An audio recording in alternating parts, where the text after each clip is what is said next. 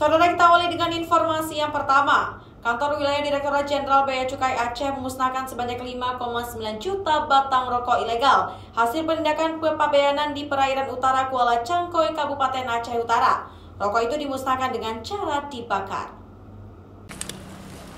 Kantor Wilayah Direktorat Jenderal Bea Cukai Aceh memusnahkan sebanyak 5,9 juta batang rokok ilegal. Rokok itu dimusnahkan dengan cara dibakar. Selain di kantor wilayah Direktorat Jenderal Bea Cukai Aceh, jutaan batang rokok ilegal itu juga dimusnahkan di pabrik semen PT Solusi Bangun Aceh, Loknga, Aceh Besar, untuk dijadikan sebagai bahan bakar pabrik semen.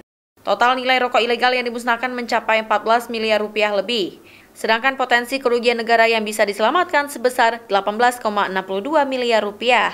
Rokok ilegal itu merupakan hasil penindakan kepabeanan di perairan utara Kuala Cangkoi, Aceh Utara, karena diimpor secara ilegal tanpa dilekati cukai. Ini adalah rokok ilegal hasil penindakan yang dilakukan di bulan Mei.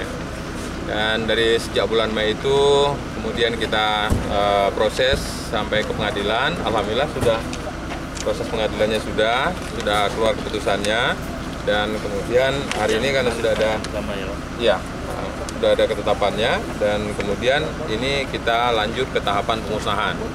Nah, pemusnahannya tadi simbolis kita lakukan dengan pembakaran, tapi kelanjutannya sebagaimana teman-teman wartawan lihat, ini akan diberangkatkan ke Loknga, ke PT Solusi Bangun Andalas untuk jadi bahan bakar di sana. Saat itu, tim gabungan Bea Cukai Aceh bersama Riau melakukan patroli dan menghentikan kapal motor Indah 2 yang membawa rokok tanpa dilengkapi dokumen impor. Dari kapal itu, petugas mengamankan 4 orang berinisial IB, IL, MR, dan AP.